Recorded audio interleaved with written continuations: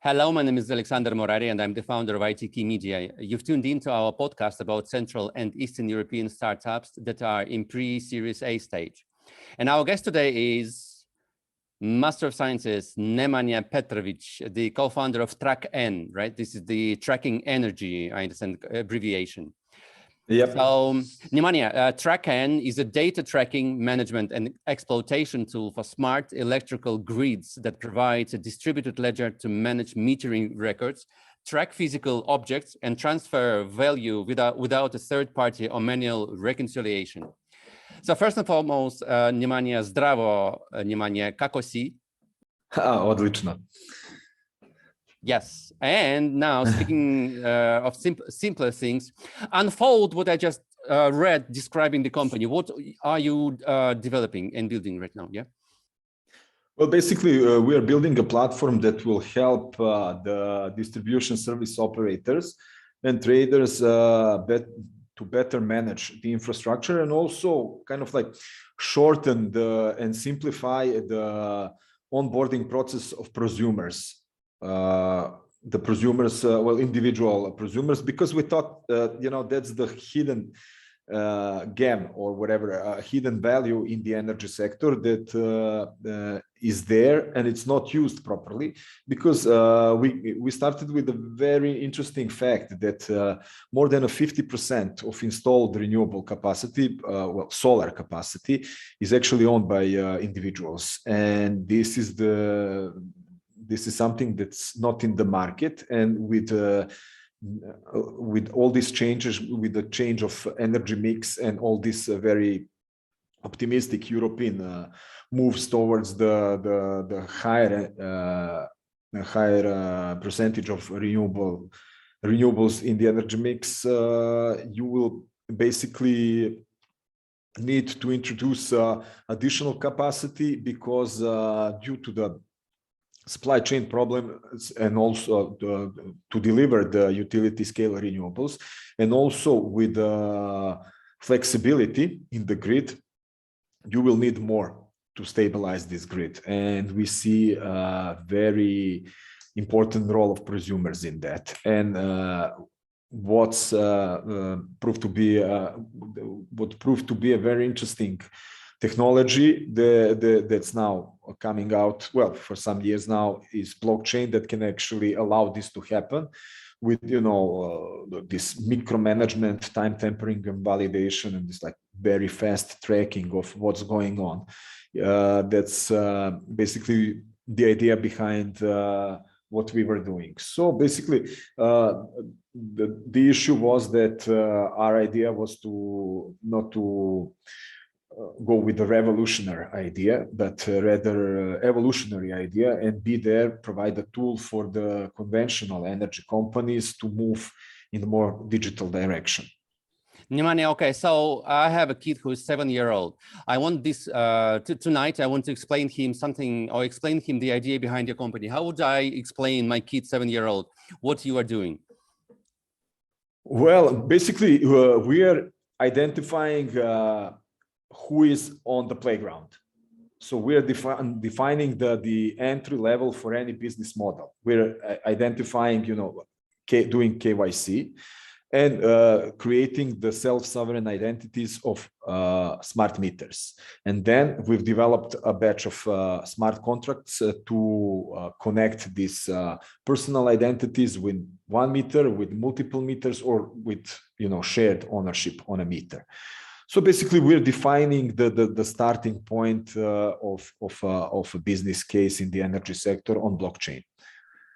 Yes, I understand. So if I'm owner of several photovoltaic panels on the roof of my house, I understand. So I have a meter which is connected to your distributed ledger, I understand, where readings from my meter go into the system. I cannot change, change it or mute and so on.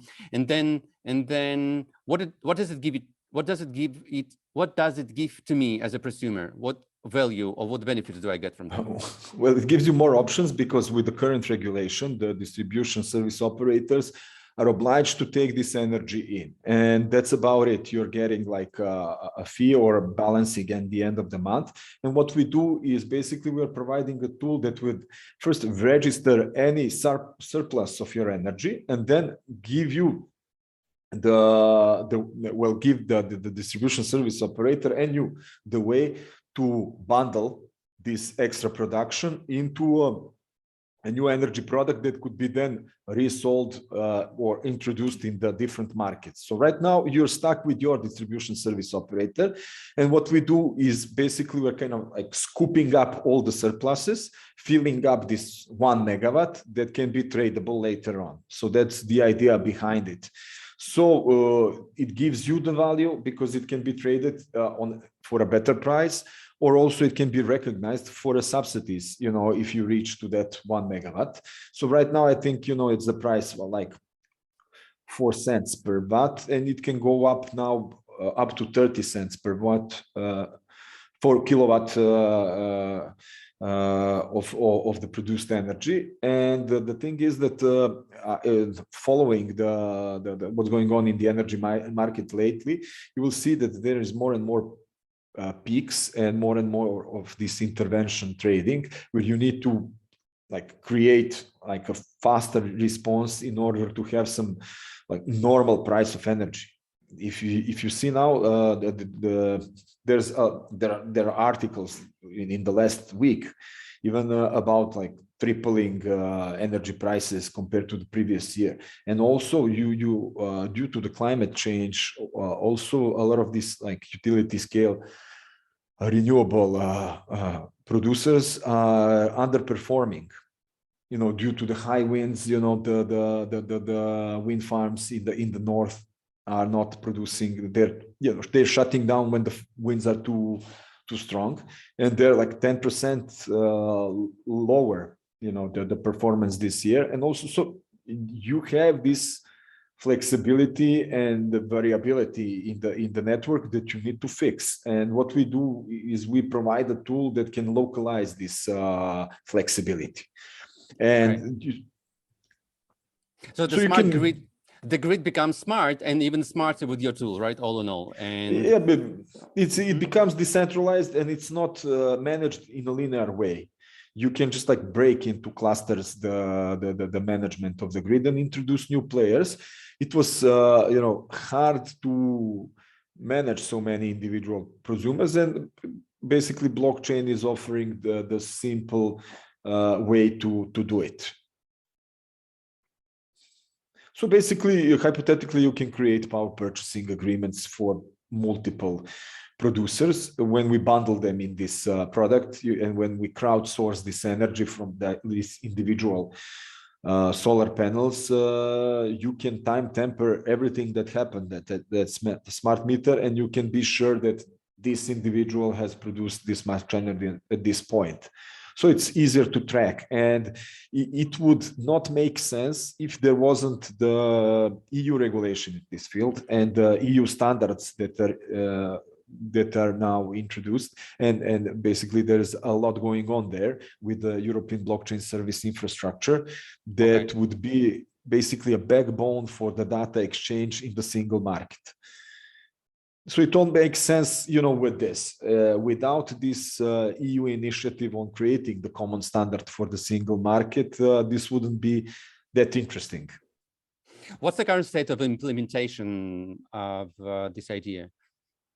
Well, basically, we've developed MVP, and also we're piloting our solution with Cargo. Cargo is a local Uber company that has electric vehicle fleet. So we're testing their balancing potential within the grid and the behavior within the grid. So that's the first pilot. We're also talking about several pilots with first, we're talking with Schneider Electric to validate our infrastructure. And also we're talking to the energy exchange, the local energy exchange, but actually that's a branch of European energy exchange to validate the potential business models. So that's something that we needed, to get the proper feedback, because most of the time, most of the previous time, we were dealing with technical solutions and the ways to speed up the data exchange and extend the potential portfolio of these decentralized energy sources, because we've been working on interoperability between different blockchains. We've developed a hybrid blockchain and a gateway protocol to have more options. And basically, as I said at the beginning, we wanted to make a tool for the conventional energy companies. So basically, we would help them create a better marketplace and introduce other peer-to-peer networks and blockchains that are, dealing with the common topic that we deal with. So as far as pilots, current pilots, when you say local, it means Serbian, right? Yeah, Serbian company. Mm-hmm. So imagine those pilots are successful. What will be the next step for developing the company? How do you have a roadmap for further expansion? Or would you go with Schneider Electric to their companies and subsidiaries in other markets, or will you duplicate this cargo, looking for cargo-like clients in other neighboring countries, or you would go right away to UK, US, Germany? Well, we're talking with some companies in US.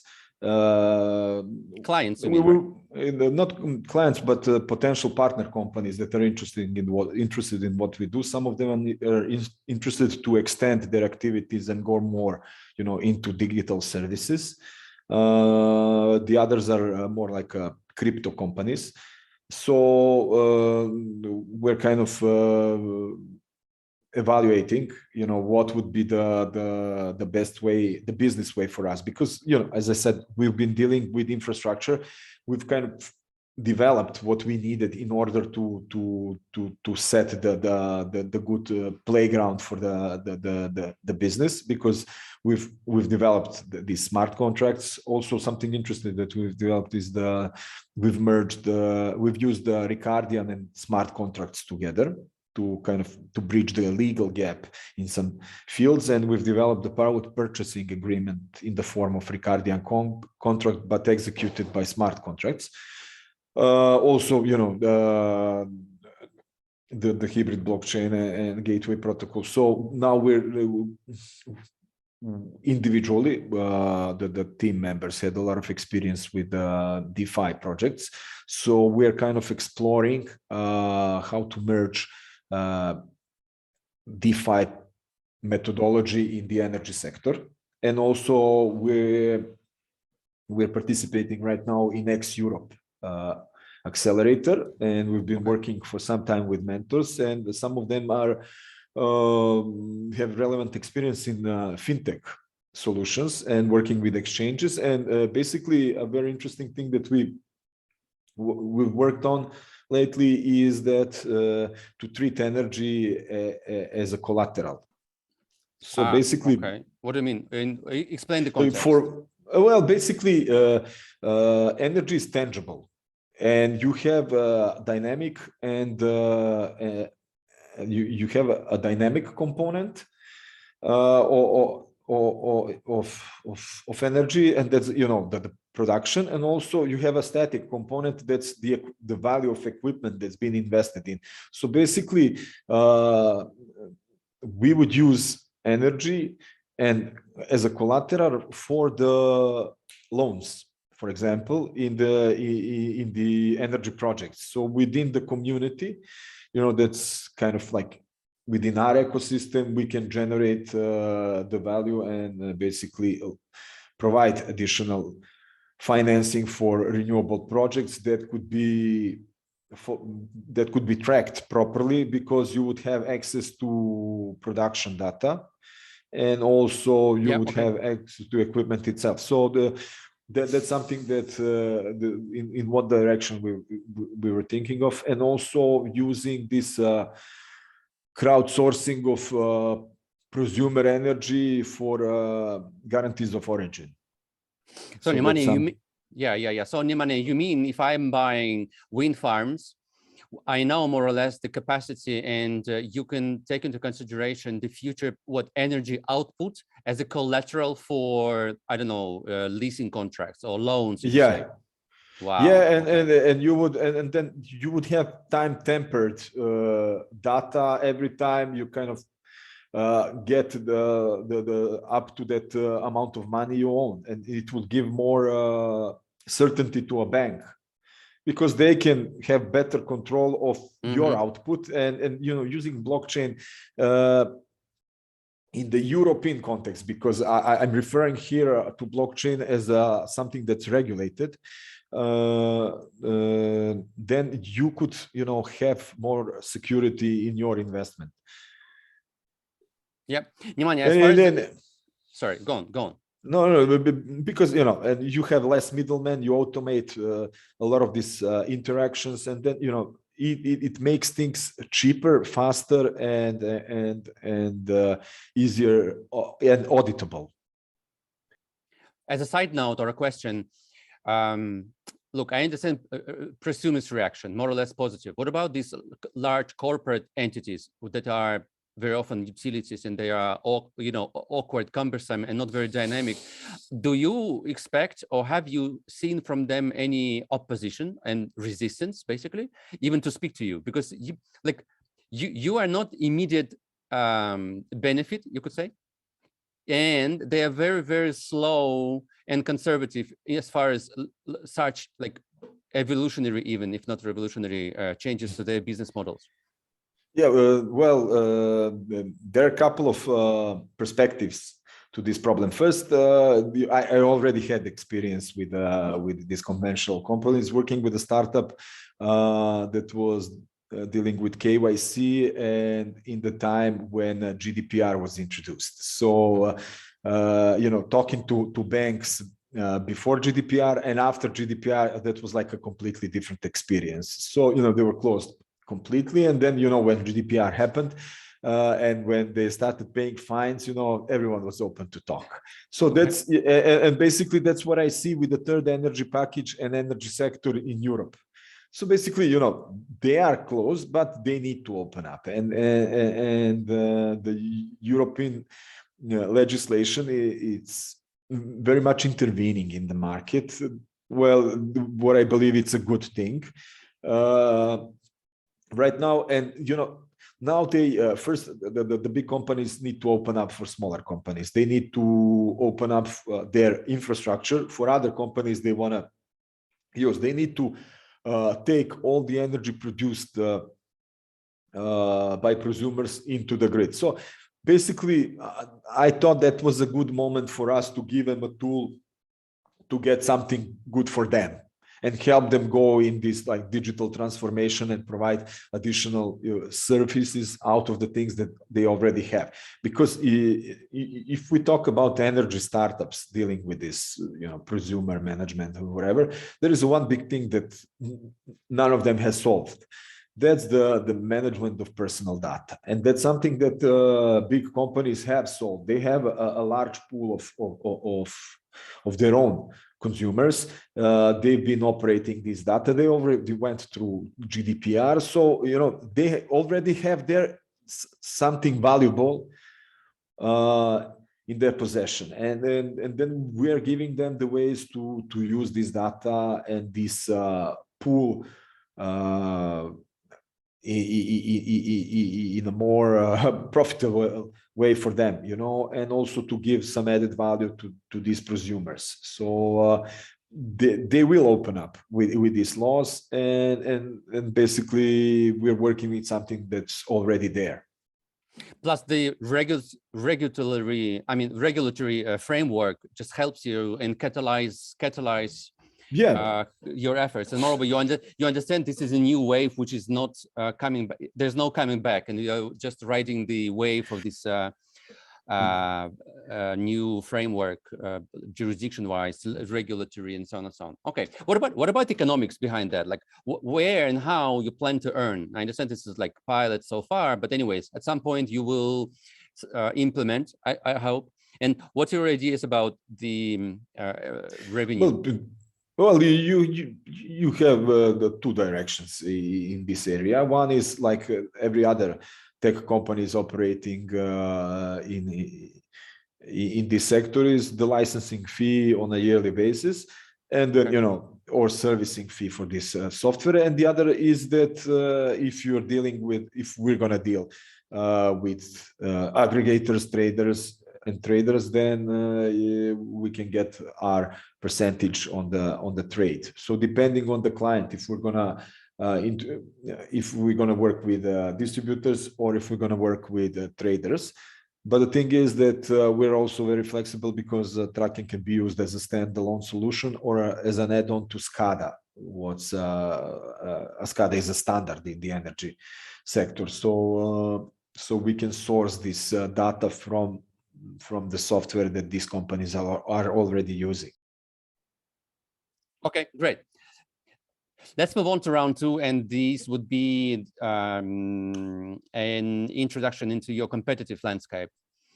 Who, from all the competitors that you might see there around you, who you would treat as a worthy sparring partner? Well, we're looking up to VPower and Power Ledger, and also there is Flexi now right now that's providing power purchasing agreements for renewable energy producers. But I think the approach we've taken is a little bit different than everyone else's approach. So as I said, we didn't come as a startup that would solve the energy problem, but actually as a partner to already existing market that will help them move into blockchain direction. And also a lot of these solutions that we've seen that we would consider as a competition are token first solutions, creating some kind of currency that will then transfer value. And right now we don't have a token. We are dealing with upgrading the infrastructure and with data exchange. That's why you say it's evolutionary rather than revolutionary. Yeah. You are enabling the system to be more effective, basically, and not replacing it with a new kind of new dimension. Cool. Yeah, because and also these systems are expensive. They are complex, and in order to you mean the legacy systems, right? Already existing. Yeah, existing. Okay. And then if you show up at and big energy companies' doors and say, hey, let's change everything you have there. It's a big gamble, and there's so many ways it can go wrong. It takes a lot of risk, to get in something like that. So we said, okay, let's build on the top of it, and eventually we will change the parts that they're using right now. So you're playing Aikido with the dinosaurs rather than poking their eyes. Okay, interesting. Let's move on, Nemanja. Now, round three, quick Q&A, a couple of insights into your everyday routines. Pretty busy co-founder, I understand. What are your productivity hacks? And again, not the tools, the way of doing things. Oh man, everyone that's, I can come out with mantras, but, we're doing everything a lot. So that's at this stage, we don't have spare time. We're just like taking all the roles within the company and going after that seed round in order to get it organized properly. Right now, it's all about, our consistency and effort, So there's no productivity hack. You just work a lot, work hard. And we're basically we talk a lot, and we're synchronized, and we've been working together for some time, so we kind of are well synchronized, and everyone knows what their role is, and we're not kids. This is not our first project, so we kind of are orchestrated properly, and basically, and we're doing everything. There is, no like C role or, acting like some kind of like executive or something. We're doing everything. Okay, can you share any, let's say, unique or not very popular kind of tools and programs or apps that you're using? Excluding, of course, all those regular ones. Maybe something like you recently discovered of interest. Well, you know, what I've recently rediscovered is working in person with people. That's oh yes, yes. yeah, that's something that works great, you know, with us. You know, we were using all these tools working remotely, and you know, now for some time we're working together. So you know, working in person as a team, there's nothing, you know, better than that. So let me say this way: you are happy to zoom in on face-to-face communication. Well, yeah. Yeah, and then Great. yeah, basically we you know, we sit down at the same big table, you know, and work, and then just like, you know, exchange thoughts randomly, and you know, write down and work, and you know, it's very productive, just like working together, you know. So I understand, as a side note, I understand you're in the camp of face-to-facers rather than remoters, right? Yeah. I am happy to join you as well. I also understand that there is this pressure from the left side, let's say, of the philosophy, social philosophy, and so on. But it's not effective, definitely, for established companies, for new companies to create, maintain the culture, and to transfer knowledge, expertise from experienced people in the team to new people, and so on and so on. Yeah, that's interesting. Yeah, that's been the huge thing. The last thing you've said is to you know, to share the knowledge with the new team members, especially, you know, working in the blockchain field. There's a lot going on, and it's going on pretty fast, and there is a lot of pressure from the commercial projects in the crypto field. So you know, you need to make new, you know, blockchain engineers, and they need to learn from, you know, from more experienced people that we have in the team. So no, the working online is limited. Once, you know, you establish once you develop the product, or you know, have a smoother growth, or you know, development, that, you know, then it's fine to work remotely. But at this point where we need to be fast, we need to make fast decisions, we need to innovate, because you know, there are a lot of interesting startups dealing with the same topic, and we are all competing. So we need to take the best out of us, you know. So you know, it's much easier to be together. Yeah. So we might say that you don't need any intermediaries like screens between your in your neurological network. So it's much better to be face to face. I was in the conference today, and so one of the analysis there by a management consultancy company was that remote, a hybrid probably will stay, but you need to understand in what context you can be, you can divide the labor into hybrid, remote or office based. And so they say like this: managerial and kind of and creative assignments are much better done face to face in the office, and execution can be done equally effective from a home-based environment. Just what you said, right? When it's already a smooth operation, you know what to do, you know what to expect. Basically, it's like kind of maintenance or operational kind of level. Then it could be remote, but general management kind of situations and contexts, educational and creative, much better done face to face. Agree? Yeah, and also you know, and this situation has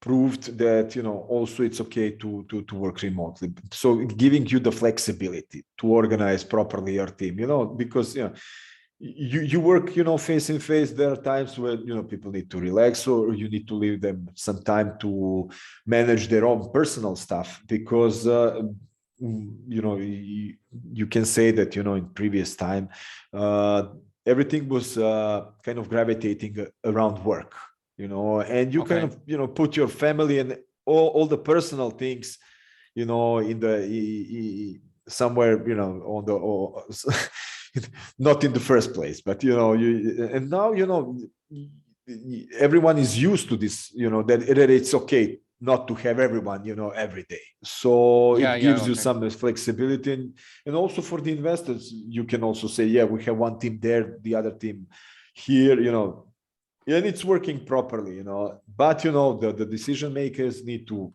especially at this point, the creative part, the innovative part, needs to be together, just to be fast. And then, when you know what you're doing, then you can work on a product. Once you get the funding, then you can have more flexibility, the defined KPIs, and then leave people to manage their own time. When you can create those KPIs and measurable units, let's say, of performance, then it can be a remote. Yeah, interesting. So there's an evolution in this company from ideally face-to-face in the office, and then a hybrid, and then some functions could be remote. Nemanja, let's move on to round 4, the company itself, right? So I understand you're a co-founder, and you have what, 2 people in the founding team, yourself? Yeah. And let me try to read that. Strahinja Vukojic. Yeah, Strahinja. Yeah, he's an engineer. He's my partner. Also, we have another company that's a blockchain development studio that I mentioned. We're doing a lot of these DeFi projects. He's an engineering part of our team. I'm an economist, and I have more experience in this like innovative project design, development, implementation. He's a master in engineering in signal processing, and also has great experience in software development, and also he has a couple of successful exits from previous startups. One of these companies is a software development company that now has around 1,000 people. So working. So he's an experienced guy in this field. So it's not by chance that you started this company in 2019, right? More or less, I understand. Yeah. In September 2019, after the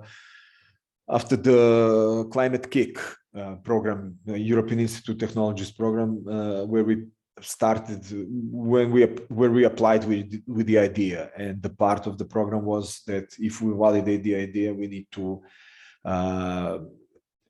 register a company. So that's we got our idea validated through the program, and then we started. Okay, there is something behind this idea. Let's try. In all honesty, are you 100% focused on this company, or still doing those other companies as well? Well, the thing is, you need to also do hybrid, because with this type of financing, fragmented financing, and also coming from where I come from, where you don't have enough financial instruments to support startups early in these earlier stages. Well, you have some programs, but it's not comparable to some other places in the world, and blockchain is a global thing, and technology is a global thing. So the only way for you to keep the talent is to also mix commercial projects and these in-house projects. So basically, we're working with the same team, but this team is sometimes working on TRAKEN when we have the funding, or when we have some free time where we can invest actually their working hours. And when there is no funding in the TRAKEN, then the tech part of the team is working with our other teams on a commercial projects. So, but I can say that we're using, as in every startup, we're using, 100% of our time here and 100% of our time in the other company. So, because we're working the whole day. Meaning you cannot say exactly how many full-time employees there are in this company, right? And it's ad hoc, depends on situation, availability, funding, and so on. Okay. But we're constantly working on TRAKEN, and when we are not developing technical aspects, we are having we're working with different people. For example, today we had a workshop on legal issues surrounding the potential product. So how to approach the legal standards in the trade and whatever. So, and we're building some partnerships for, as I said, for pilots. We're working on those. We're working on applications for EU R&D projects. We're working right now on one Horizon application, and also we're working on the application for new generation internet program, DAPSI, decentralized apps. We're participating in ex-Europe program. We were participating in Blockstart this year. We were participating in the Reach Data Incubator. So we're there working on this product. Okay, and again, why you take part in all those programs and like accelerators and all that other stuff? If you have a defined product, you have a defined, you even have like pilots with, legit companies like globally and locally and so on and so on. Why would you spend time on additional revenue producing or non-funding producing programs? Well, basically these EU cascade funding programs, those are R&D grants for these early stage companies, are a great opportunity to access the EU innovation community. Okay. And it's basically to get visibility, to network, to meet people, to also to validate the idea, because a lot of these programs are made in cooperation with major market players in this area. So either technology or actual companies in this in the energy sector. So it's a good way to work with the best. And we are not a part of European market. But we have the ways to participate there through a lot of these EU programs, and it's a great opportunity for us, for companies coming from the Western Balkans, from the areas that are not part of European Union, but are allowed. So it would be it doesn't make sense not to use this opportunity, because we find great value in these contacts. Fair enough. The question was partly provocative, and you just managed to better explain the whole rationale behind this. And of course, it's much better to be closer to your potential clients and test and challenge yourself with their feedback and so on than not to, of course. Nemanja, let's move on to round 5. That's the final round, and we call this Formula F3, funding for the future. Now, as far as funding, by now, we discussed that the company is mostly bootstrapped, and you contribute your time and time of your team working on other projects as well, because you own your own blockchain development studio, right? And you also have received a couple of EU grants totaling around 50,000 euro from Climate Key, EIT, R&D grants, and so on. Now, what's the current situation as far as investment? Are you now in a raising mode? Yeah, we're looking for seed funding right now, and we're talking to several VCs right now. We are kind of developing the work packages, what we would do with this money, how would we spend it, and we are in talks. We got a good exposure, especially through this ex-Europe program. We were participating in Tech Chill, we were present at the Next Web conference in Amsterdam last week, and we're getting a lot of calls. So we are preparing for this seed round, and we are also talking to a lot of people right now, about, who will take what role, what needs to be done, and what would be the best pathway for these VCs. They come from the different backgrounds, having different interests, so we need to work on different scenarios for each of those. So we are busy. Yeah. And what's your ask for investment? How much are you looking for?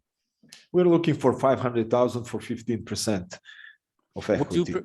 Would you focus But on one lead investor, or would you have an array of Serbian, combination Serbian, Central Eastern European, Western European, global? What's your ideal, lineup of we would have, we're talking now with one lead investor and a couple of investors that would follow. Also, there are some good tools, some good local matching programs that can be support our development. So, and also there is AIC accelerator, AIC Pathfinder. So there are some instruments, the previous SME instrument 1 and SME instrument 2. Those are good tools that we were kind of eyeing. So we will make a mix for sure. Of those. As I said, we're talking to different investors with a different background. Some are more interested into this decentralized finance component. The others are more interested into this conventional upgrade, blockchain upgrade to a conventional services. So we'll see. So we're working on several scenarios right now. Speaking of scenarios, what would be your ideal scenario for the company positioning in 1 year? We are now recording this in October 2021. So let's imagine we meet up again at the end of 2022. Where would you like the company to be by then? Well, by then, I would like to have paying, at least, 2 paying clients. In by that time. 1 year. And your clients are usually tend to be big, right? Or might basically, if we get 1 client, it would be good enough, to support the development, the organic growth of a company. This I wish you. It seems that the sales cycle might be long, but once you convince a client, then definitely there will be a prospect for long-term cooperation. Nemanja, good luck. It's a very interesting project, and I understand it's pretty unique in many respects. You have definitely rich experience and background to make all that we discussed come true, and I wish you all the best success as well. Yeah, thank you for inviting me, and I hope we'll talk next year and see, where we are. Yes, thank you very much. Bye-bye. Bye.